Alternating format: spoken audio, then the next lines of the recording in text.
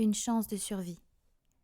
Très vite, les réserves s'amenuisèrent, et malgré leurs tentatives de plantation, les récoltes étaient bien trop maigres et irrégulières. Ils n'avaient pas non plus suffisamment de remèdes pour affronter les maladies et blessures de la vie. Alphéus envisagea donc de s'approvisionner dans un pays beaucoup plus prospère et qui, peut-être, ne serait pas fermé à faire commerce avec eux.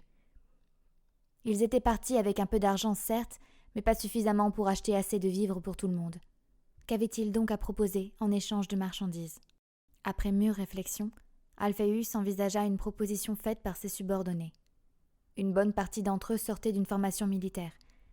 Ils savaient manier les armes, étaient de fins stratèges pour certains, des forces de la nature pour d'autres.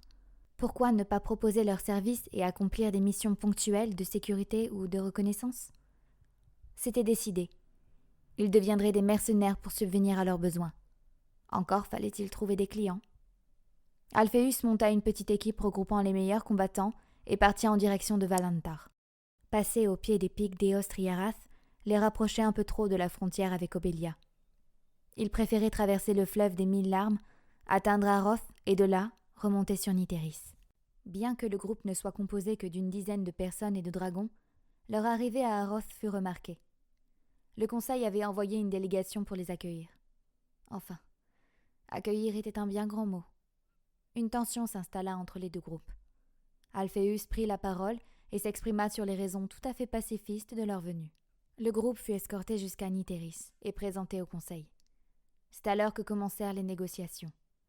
Après avoir raconté leur histoire, Alphéus proposa les services de ses femmes et hommes en tant que mercenaires au conseil et au peuple de Valentar. En échange, il souhaitait pouvoir faire commerce avec eux.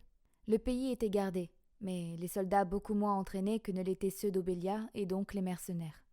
De plus, ils étaient liés à des dragons d'une manière qui n'existait pas à Valentar. Leurs compétences pourraient se révéler utiles pour les missions de recherche dans des zones à risque.